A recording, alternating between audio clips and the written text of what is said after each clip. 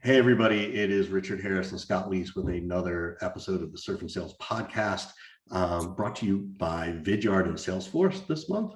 And we appreciate all their support. If you are looking to figure out something new and different in 2022, be sure you take a look at Salesforce. They're way more than just a CRM, and Vidyard is way more than just video prospecting. There's a ton of value to both those organizations, and we deeply appreciate their support. With us today is a guy I just met a couple of weeks ago and really have engaged with him a little bit. If you get my newsletter, I sent out a survey that he's asking for about some data on AI. It's Barry Traylor, who is, as self-described, a leader in sales coaching, mentoring, and sales operations, which, having gotten to know him, he is. I can easily say that that's true. But Barry, thanks for joining us. We really appreciate it. Glad to be here. Yeah. So talk to people, a lot of people, if they don't know you, you've done a ton of stuff at like CSO Insights. You were at Miller Hyman. You've sort of come in from my vision is like this corporate level of sales and sales leadership. But way back when, how did you get into sales? Like what pulled you in? I actually always wanted to be in sales. A lot of times, folks will get up, speak at a sales conference, and how many folks here growing up thought they wanted to be a salesman? And I would raise my hand. I'd be like one of two people in the room raising my hand.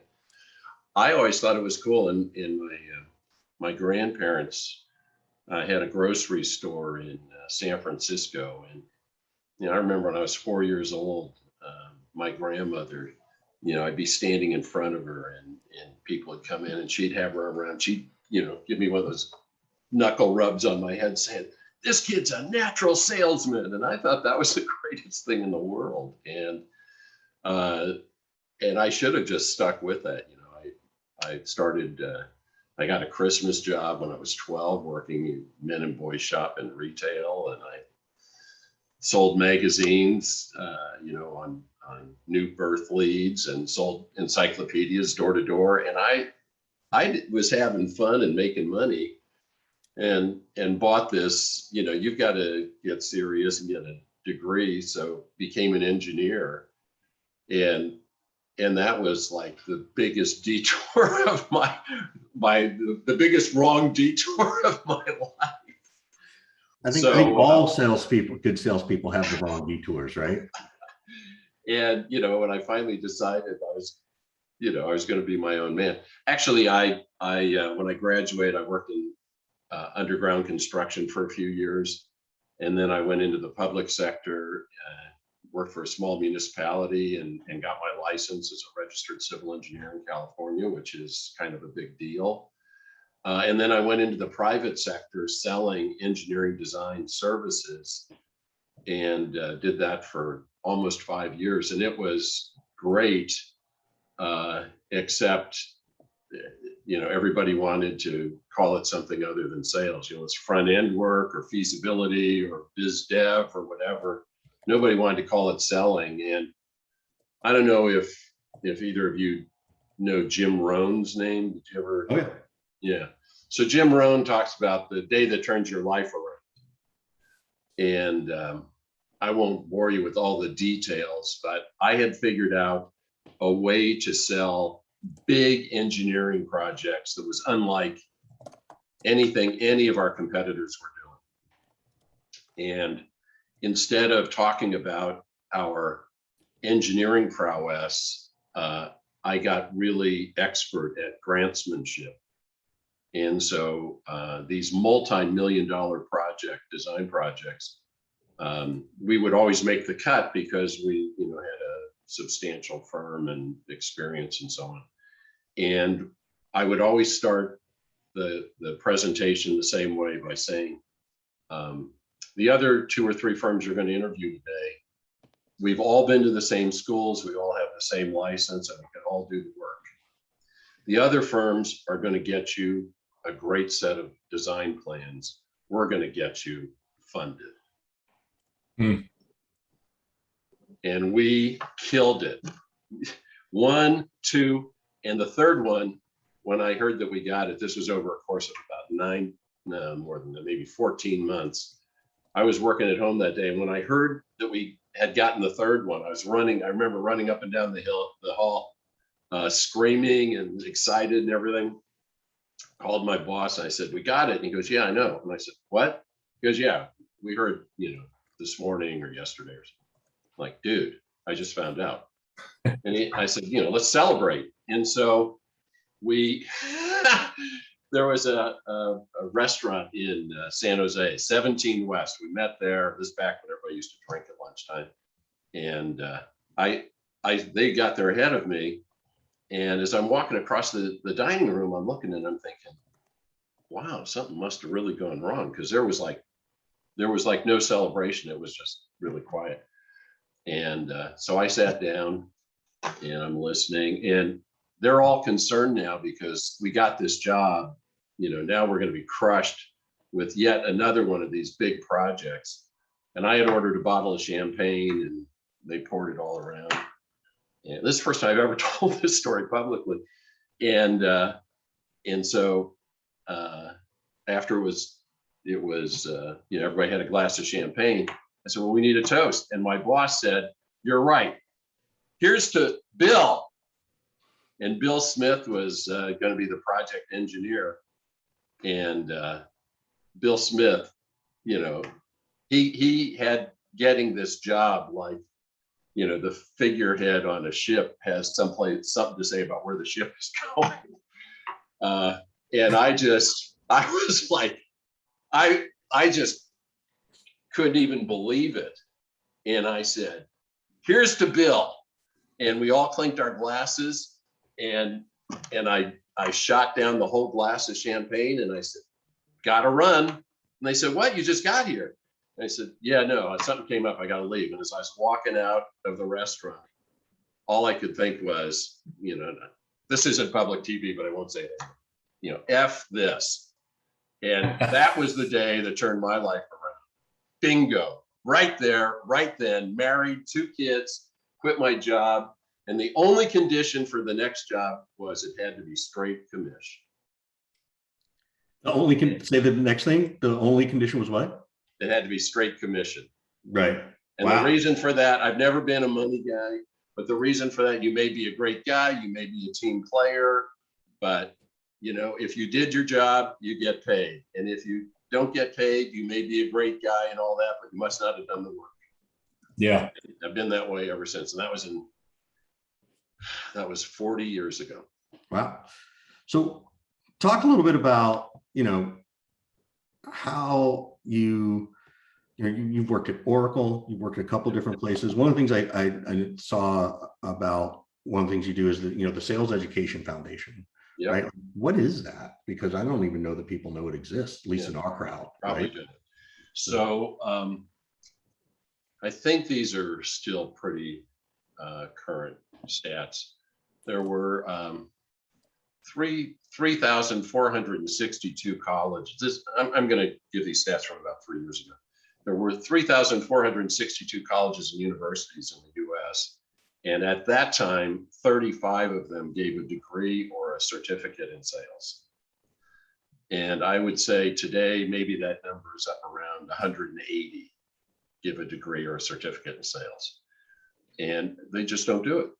And yet what's interesting is the schools that do, like University of Ohio, Baylor, there are a number of schools now that are active in the program and active in the Sales Education Foundation. They have graduates getting signing bonuses. They've got like 100% hiring rate when they get these programs because they've been exposed to sales training. They know how to prospect. It's really, what a ridiculous gap in our education system. The fact that sales has not been taught. I mean, when any of the three of us who are at different decades, I think, none of us even had the opportunity to take a sales class, let alone have a certificate or a degree. It was not even an option, right? Yet more people leave school and end up in sales jobs than any other role. Well, we can talk about this for the whole hour because this is my whole thing. It's literally my purpose. And I'm happy to riff on this for our entire time. Let's in keep going. engineering, I would actually go back to, I graduated from SF State, and I would go back to the Engineering Society, and I've done this at a few other, down at Santa Clara and a few other universities as well. In engineering, you graduate in engineering, you're an engineering graduate. And then if you pass this 8-hour exam, you're an EIT in engineering training. And then after a couple of years of supervised practice, at a minimum, you get to take the registration exam and you become a registered civil engineer. I mentioned that earlier, blah, blah, blah. So guys get out of school, folks get out of school, and they get a job and they're working. And the whole thing in professional service firms is billable time. Okay, it's all about billable time. And if you get over 80% billable time, you're in tall cotton. I mean, you are printing money. And if you get over 86 or 87%, you are like killing it. And so it's all about doing the work, doing the work, doing the work. And you become a, you know, you're an engineer, engineering C or an engineering B, and then you become a designer, and then you're a senior designer, and then you become an associate. And for the first, depending on it, you know, your trajectory, anywhere between 5 and 12 years, 15 years of your career, it's do the work, do the work, do the work. And one day they say, get the work. It's like, what? What? These are people 15 years into their careers who have done well and who are considered, you know, skilled. And all of a sudden it's like, hey, I didn't do all this work to become a salesman. Can you imagine the flip side of that, Richard? Imagine that you're a salesperson for 12, 15 years, and all of a sudden your boss was like, okay, sweet, go code this thing now. Yeah, go do the work. Yeah, go do the work. Right. Yeah, that's like there was the UPS ad where the two sales reps are in front of the guy and they're saying, yeah, you got to do this and logistics and supply chain and all this. And the guy sitting behind the desk, and these are like consultants, not the UPS reps, you know, they're consultants. And the guy sits back and has this hard look on his face, and he leans forward and he says, okay, do it. And they're like, what? No, we don't actually do it. They're walking out of the building. You're like, can you imagine that guy wants us to do it?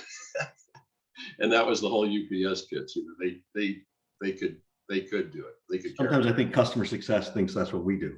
Hey, but anyway, the University Sales Education Foundation is about getting, you know, practitioners and academics together and helping spread the word. And they have an annual magazine they put out. I can certainly send you the link to that. You can post it on your site. And it's all about this notion, Scott, to your point, it's ridiculous. I mean, yeah. It's ridiculous that this isn't out there. And the fact of the matter is it is out there, but in a very limited way. And it should be much more. Yeah. Well, hopefully the trend of more certifications and degree universities, you know, continues. And I don't know, maybe by the time my kids are in school, or my kids' kids at the very least, it's like a part of, you know, normal degree and curriculum and master's degree and part of the MBA and all this kind of stuff. Yeah. I have a question for you around this kind of phrase of like, do the work as pertains to AI. Do you worry at all that AI is turning the next generation of sellers into a bunch of lazy people who don't want to do any of the work whatsoever and just want to rely on tools to do everything? No, I do not. Tell me why. Tell me why. I'm glad to hear that answer. I just want to know why. Because I meet a lot of millennials, a lot of Gen Zers, and they are focused, heads down, want to use the tools, are not threatened by technology. That's not the part that I am concerned about. I think they're purposeful, they're focused, they want to make a difference. I mean, all of those things are, you know, killer. Where I think things start to come unwound, or at least elevate as a concern for me, is I think that a lot of the generations who are not on this call, but hopefully maybe will be listening to it, mistake texting and Facebook and whatever Slack for actually having a meaningful relationship. And I think that they are enablers of connection, but they're still, the thing that I say is the technology is evolving much faster than our DNA. We are still social animals. We still crave and need connection. And, there was a young couple. I was in Palo Alto one evening. These two young people were standing on the sidewalk, clearly on a date, both texting. And I went up to them, I said, "Excuse me for interrupting, but please tell me you're not texting one another." So here's an exercise. This is a thing, back pre-COVID, when there used to be sales conferences. This is a thing I used to do all the time. I would have, since everybody's interested in best practices and, speaking of, I would have somebody come up on the stage, anybody willing to come up and take a risk here, and obviously somebody would get up, and I'd say, "Okay, everybody, I want you to see a best practice here. So Scott, Barry Trailer, and shake hands with you. Good to meet you." And firm handshake, eye contact, all of that stuff. And everybody's watching, and the guy's like, "Yeah, nice to meet you."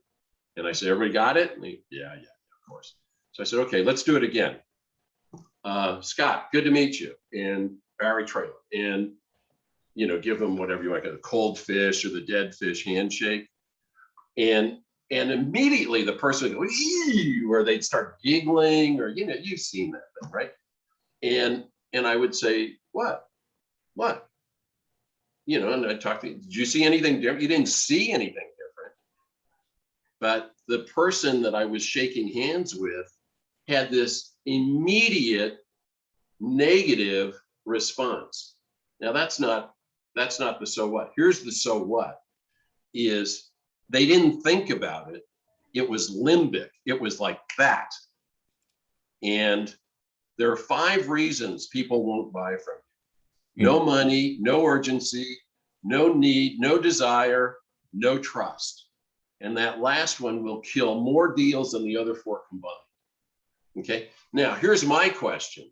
In a high-speed, increasingly remote digital world, how do you create that firm handshake, eye contact in this new environment? Because the DNA hasn't changed. But the tactics have, right? Tactics, and the need for trust. When I talk about connection, the need for trust, connection hasn't changed. And I would say, I would say the speed with which you can make that connection has slowed down, because you don't have the contact or the face-to-face kind of immediate, touch, to use your example. So it takes longer. It's like, I got introduced to you. I engaged with the piece of content on yours. I shared a conversation, or we were on the same panel at a webinar or whatever. It's like all these things warming up to. Yes. Right? Yes. Yeah. And all of those are available. Here are the things that are not useful. Here's me, having a beer bong with my buddies on Friday night. Here are my feet at the swimming pool. Here's what I'm having for lunch. Nobody cares about any of that stuff. And if that's the kind of stuff you're putting out, if those are your digital footprints, then yeah, you're playing a different game if that's your digital footprint. Yeah, no, it's stupid. But all of those things you're talking about, people say, "Wow, this guy seems pretty thoughtful. She seems like she's making really, she's asking good questions or offering good insights." I think that the ability to do that across, basically across the globe, different time zones, different languages, all of that, I think is opening up a whole new world Real quick, I want to, Barry, go back to, it's no need, no desire, no budget, no trust. There's a fifth one. What's the other No one? urgency. No urgency. There you go. So talk to us a little bit about, because I know you focus on AI, and I think this is part of where your engineering degree supports you, right? Makes you very much smarter than the rest of us. Where is AI now, and what do you see coming 12 months, 36, 72 months? Like, where do you see us going? Well, it's actually, I'm happy to respond to that. My partner, Jim Dickey, graduated with a degree in psychology. And he's the one who's really all over the technology. And I graduated in engineering, and I'm the one who's all touchy-feely about connection. Yeah, who's doing what? The good news is we're both reasonably good analysts. So it's been a fabulous relation. We've been partners for 20 years now. It's just been awesome. The thing that and how this started, we started CSO Insights back in 2002 or 3, something like that. We had teamed up before that, but we were doing surveys. He had started doing surveys back in 1994. And we were phoning people. The first time we did an online survey with SurveyMonkey was through Customer Think. And I think that was in 2004. And it was a whole new world. We went from having begging 200 people to take our survey to having 500, 600 people take a survey in a couple of weeks. It was awesome. Anyway, CSO Insights got acquired by Miller Hyman in 2015, and we had a couple-year earnout. And Byron Matthews, who was the CEO, and Tim Geisler, who was the CMO, went to Jim and said, "We'd like you to build us a concept car." And Jim said, "Barry is the car guy. I don't know what that is." I said, "No, a concept car is that cool thing that you see at the auto show that gets like all the attention and everybody thinks it's amazing, but they never actually build it." And Jim said, "Okay, what do you want a concept car around?" And they said, you decide." He said, "Well, I know exactly. AI for sales." So he started looking at this in 2015. Okay. In 2015, there were about 35 AI for sales apps. Okay. We just are releasing our 2021 guide, and there are over 200 AI for sales apps. And that's not looking at marketing technologies. There are like 17,000 marketing technologies. And I'm not like exaggerating, that's an actual number. Tim Reister over Corporate Visions trotted out some numbers. If I'd known, I would have looked it up before this. And so Jim started speaking about that at the Miller Hyman conferences, and we've been writing about it now for 6 years. There are a couple of things that would always happen when Jim would present examples of what people were doing. Number one, people would say, "I had no idea this was already available." Number one. And number two, you scared the hell out of me. Those What's every time. So what are those things? Like, what are the things that people don't those know? Things. So, and Bill Gates is famous for saying, "We overestimate what will happen in 2 years and underestimate what will happen in 10 years. What we've said is we think people overestimate what will happen in 2 years and underestimate what will happen in 5 years. So your thing about 24, 36, we think 5 years is the horizon. There are things happening. Everybody knows about Chorus and Gong, where you can have calls, and they'll analyze the call and how much talk time you were talking versus, listening, and when certain things came up and who brought up price and when was it brought up and was a competitor named and who mentioned the competitor. All that's, that's like you can have that now. Einstein and a lot of the analytics, when you look at pipeline management of VSO and Insight Squared, and so there are all these things. There's a great line The future is already here. It's just unevenly distributed. There are people who are leveraging this stuff, and we have examples online. One on call coaching is on our website, but I'll just put a quick plug in here. I hope we'll be doing this again in a couple of months. We're going to be creating a YouTube channel, putting all this stuff up for free next month on skills reinforcement, where people are basically doing a presentation, and the Brainshark has this product now that will grade everything about your presentation and play it back for you. So it's a huge skills reinforcement opportunity. One of the ones we had, it was a bank down in Texas. They had 2 million contact records. You may know, like commercial banks have like 16 products, and the average customer is using somewhere between 2 and 4 of them. So this bank had 2 million client contacts. They fed into AI and analyzed them all and scored them all in, you ready? 4 hours. It gave them a score between 0 and 100. Here's why they scored what they did. And they said, okay, we want our banking officers, our lending officers, to only call on those that scored 80 and above. And here's why they scored, 80 and above. Call on them. And in doing that, their lead conversion increased like 236%. And so Jim, we wrote this thing up as a case study. And then Jim, by the time it was ready to be published and all that, it had taken some time. He followed up. He said, my handwriting's not always the best. I just want to make sure I've got this right. It was 236%. And the CMO said, well, yeah, that was last year's number.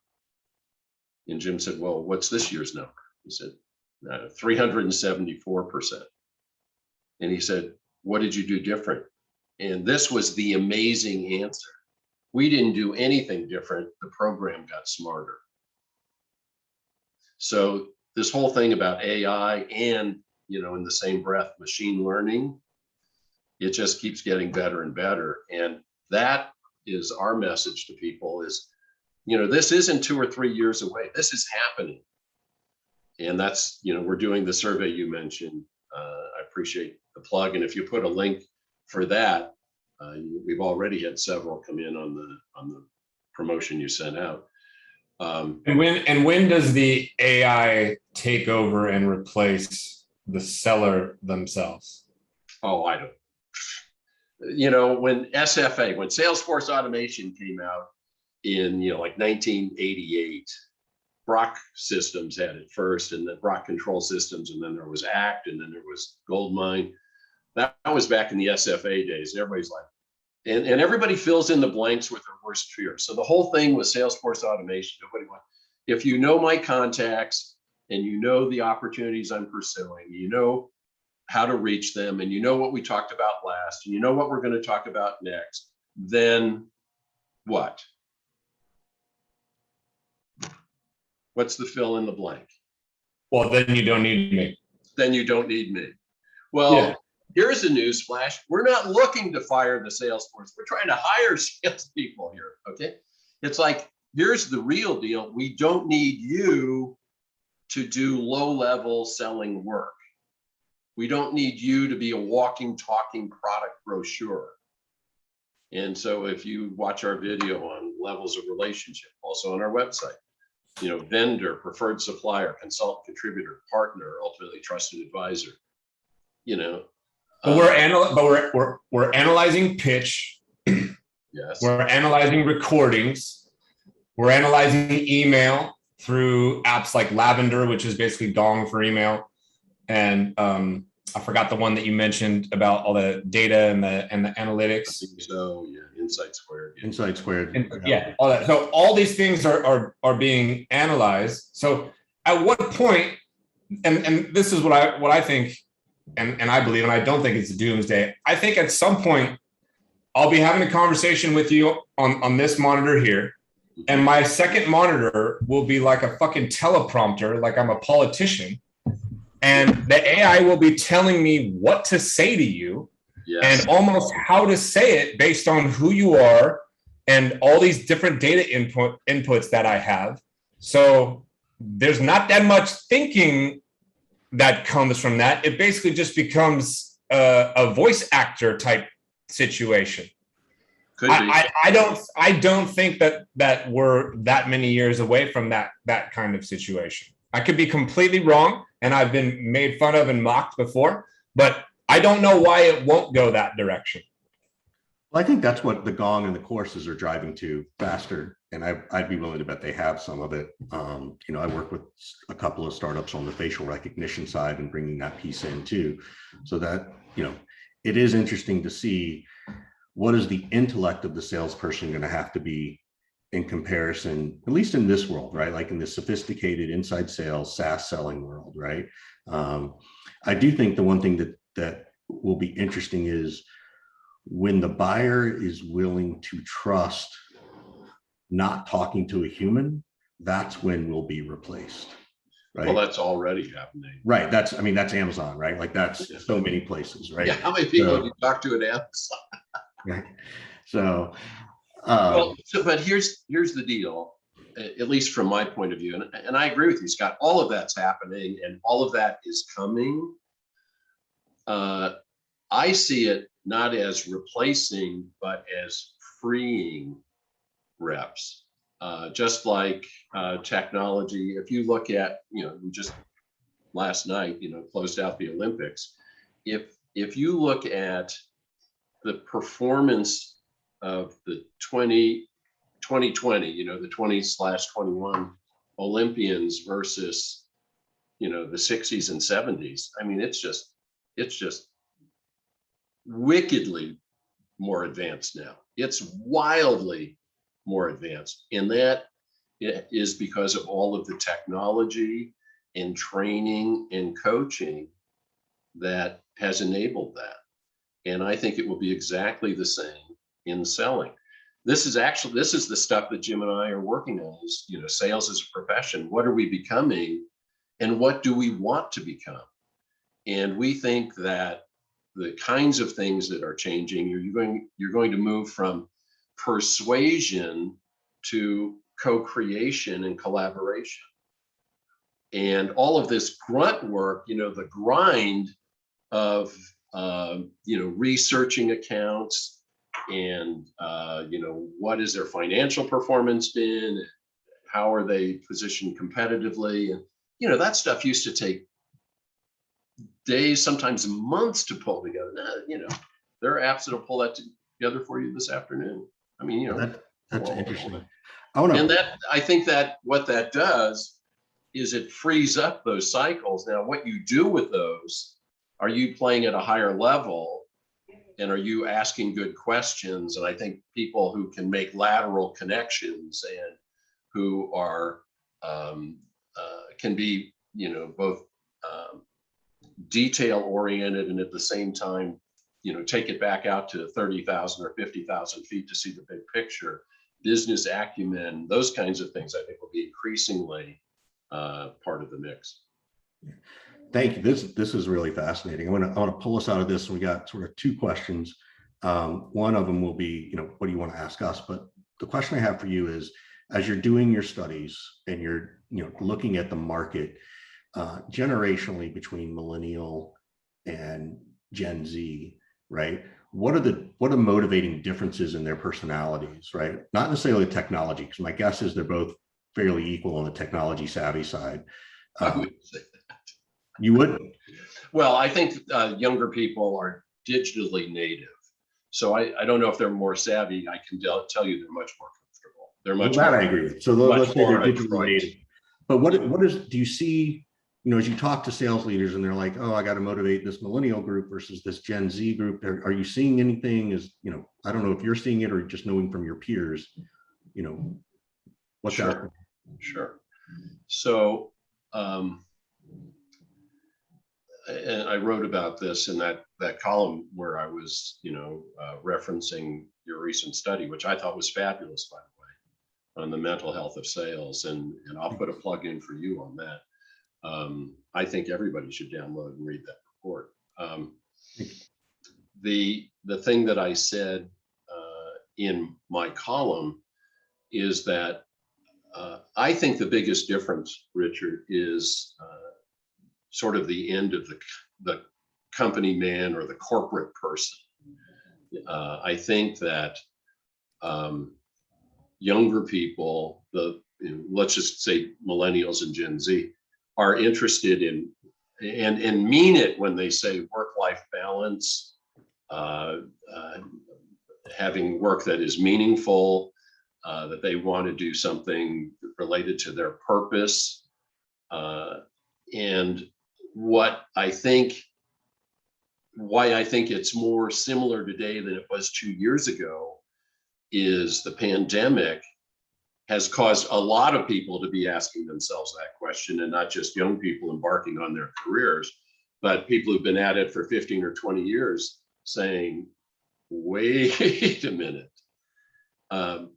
Back in the early Silicon Valley days, if you had 3 to 5 years in with a company, it was part of the attraction of high tech back then is you would get anywhere from 1 to 3 months sabbatical. And they stopped doing that. And they didn't do it because it was too expensive. They did it because when people had that much time off to think, they didn't want to come back. A lot of people said, wow, it totally opened my eyes. I'm like burning up my life here and for nothing. And I think that the pandemic, we had the Great Recession in 07 and 08, or 08 and 09. We had the Great Pause last year. And right now they're talking about the Great Resignation. There are lots of people who just. Yeah, do you think there's a generational difference between those two generations? Do you think that they're motivated differently between? Oh, sure. They're in a different place in their life. I mean, I'm getting ready to retire. There are people whose kids are out of college, and there are people who are just getting started trying to buy a home. So yeah, I mean, they're in a different place. One of the things, what's interesting about that to me, let's just stick with that example for one moment. When you look at sales as a career, if you don't buy this will be good for your career speech and go into management, if you just kept selling and got better and better and said, no, I want to stay in my territory. No, I want to keep doing what I'm doing.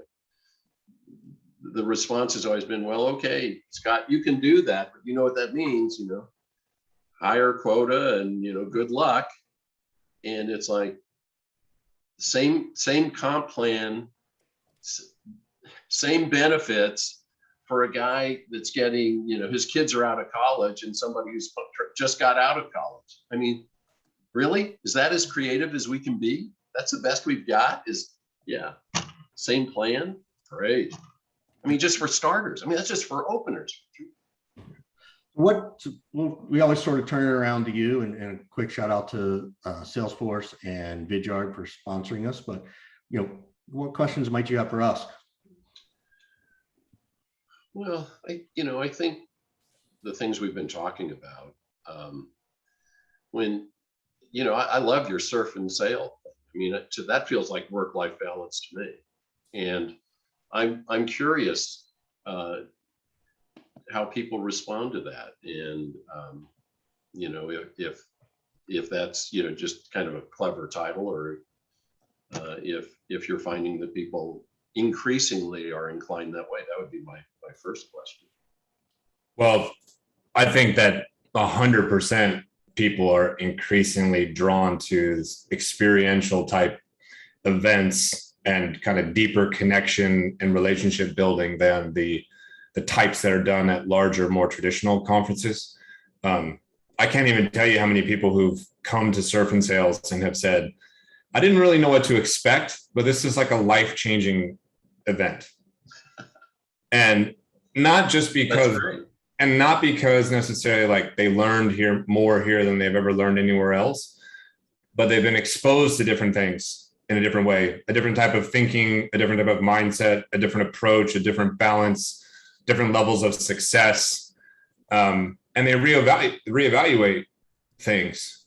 And it, you know, we were met with some skepticism at first. I mean, I can think of one person in particular who's very well known in the industry who was like, that idea is never going to work, and told us, you know, flat out, don't do it. But we also got an overwhelming response from people that was positive and continues to be positive, you know, to this day. And it is 100% a way for me in particular to marry different passions. I love surfing. I love traveling. I love selling. I love leadership. How can I get paid to do all of these things at once? Right. And the idea itself was born because Richard and I were in Costa Rica over Thanksgiving with our families, just disconnected in a different kind of way and thinking, right? I don't think we would have ever thought of that if we weren't down there having this kind of shared experience. So, well, I'll just comment on that since you mentioned Salesforce. They're a client of ours and we're part of their analyst group.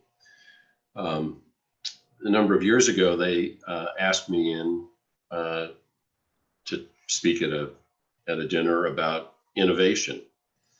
And whenever I think of innovation, I think of Steve Jobs. And so I, you know, read the Steve Jobs biography, and he described Apple as being at the intersection of technology and social science. That's where Apple resided. And thinking about it, and the reason I'm bringing this up is you just talked about it. I believe innovation is at the intersection of purpose and passion. I don't think you wake up one morning feeling smart and say, I think I'll innovate something today. I think it's more, you know, a dog with a bone. You just can't let go of this thing because you're so passionate about it. And at some point, you know, your purpose and passion overlap and you innovate. Exactly what you did. You know, you think in a different way. And what was interesting to me, the next time I was giving that talk, you mentioned, Richard, early on my time at Oracle. And the first time I presented sales mastery at Oracle, one of the things I always say, you know, there's this huge lie that has been told and repeated over and over and over to sales reps, which is good number, good sales rep, bad number, no donut. You are your number. And the room exploded in laughter when I got up and said, you are not your number. The room, I mean, if they had had squirt guns and toilet paper, they would have been throwing it at me. I mean, it was just, I mean, everybody just, they couldn't stop laughing.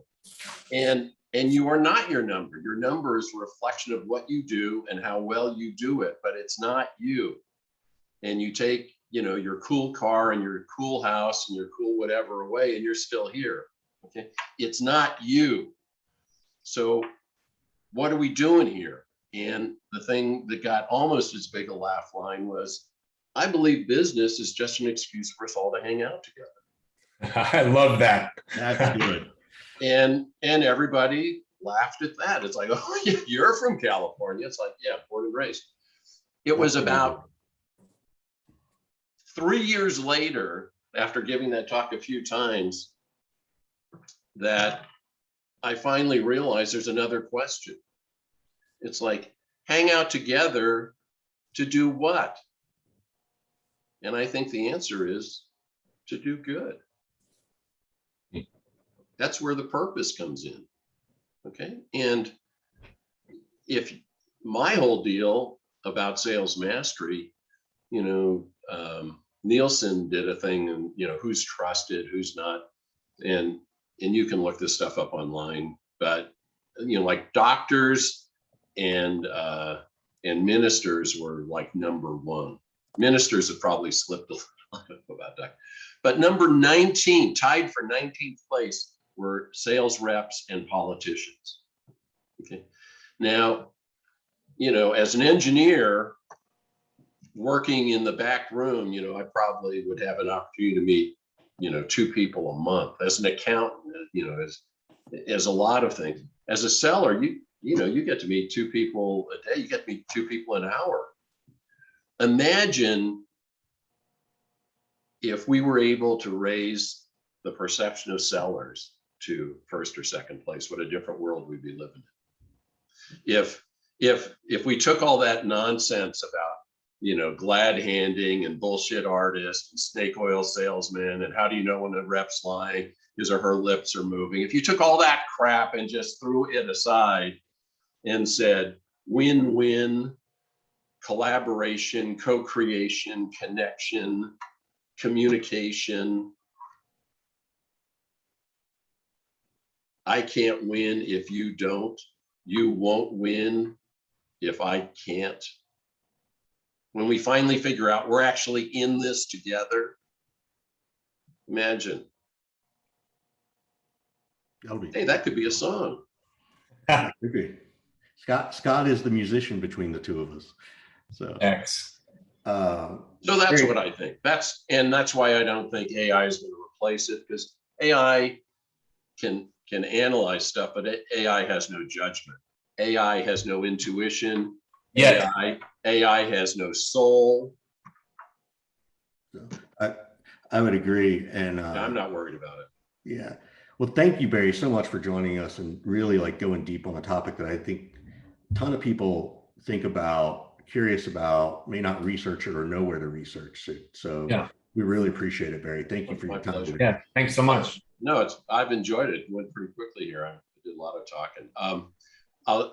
Again, if you can, anybody who's interested in taking the AI for Sales survey, and you don't have to, it's people who've implemented AI, people who are considering it, or people who looked at it and decided against it. It's a 3-minute survey, whatever camp you fall into. I'll also send you the link for the Sales Education Foundation. Cool. I'm really delighted you brought that up, because it's a great organization, and you know, it addresses this thing we were talking about early on, actually getting people trained, educated in this stuff. Unlike all of awesome. Unlike all of us, that's right. Exactly.